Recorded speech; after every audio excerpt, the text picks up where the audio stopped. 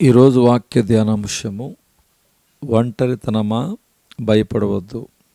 యెషయా గ్రంథం 41వ అధ్యాయము 9వ వచనం దగ్గర నుంచి, నేను మీతో చెప్పి ఉన్నాను, నీకు తోడై ఉన్నాను, భయపడకము. భూమి ఆకాశములను సృష్టించిన దేవుడు అతనానే మన తోడై ఉన్నాడు అనునది బైబిల్ సత్యం. ఒక కన్యక గర్భవతి కుమారుని కన్నది, అతనికి ఇమ్మానుయేలు పేరు పెట్టుదురు. యెషయా ప్రవచనము చరిత్రగా మారెను. యేసేపునకు ప్రదానము చేయబడిన మరియా అను కన్యక పరిశుద్ధాత్మ వలన గర్భవతి అయి కుమారుని కన్నది. మత్తయి సువార్త 1వ అధ్యాయము 18వ వచనములో, ఇమ్మానుయేలు పేరునకు దేవుడు మనకు తోడు అని అర్థము. తండ్రి ఆత్మస్వరూపిగా మనపై ఉండిన దేవుడు రక్తమాంసములు గలవాడై ఒక శిశువుగా జన్మించినప్పుడు కుమారునిగా మనతో కూడా ఉండెను.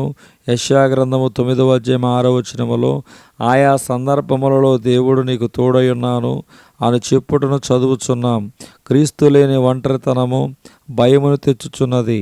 ఒంటరితనము వేదనతో కూడినది. ఒంటరితనము హృదయమును పిండివేయనంత శక్తి గలది. ఒంటరిగా ఉన్న వారి మీద సాతాను ఎల్లప్పుడూ దాడి చేస్తున్నాడు. దేవుని బిడ్డలారా, ఎన్నడను ఒంటరిగా ఉండవద్దు. ప్రభువుతో కూడా ఉండండి.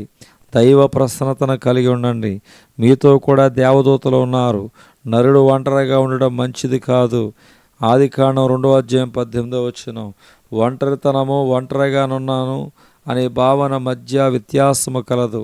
చాలామంది రెండవ రకమునకు చెందిన వారై ఉన్నారు.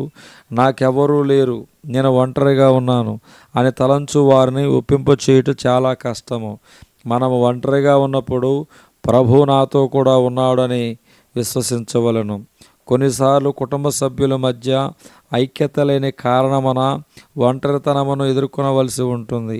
ఒకరితో ఒకరు మాట్లాడుకున్న పక్షమున అందరు కలిసిండినను అందరూ ఒంటరిగానున్నట్లు ఆవేదన చెందుదరు. ఒంటరితనము నిరుపేదల మధ్యనే ఉన్నదని తలంచవద్దు.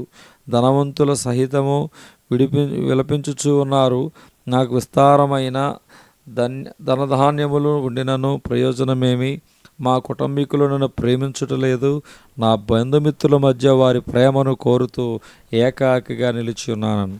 కీర్తనలు 102వ అధ్యాయం 7వ వచనములో, రాత్రి మెలకువగా ఉండి ఇంటి మీద ఒంటిగా ఉన్న పిచ్చుక వలె ఉన్నానని దావీదు కీర్తనాకారుడు మాట్లాడుచున్నాడు. ఈ దినవాక్యమును దేవుడు దీవించునుగాక. ఆమేన్.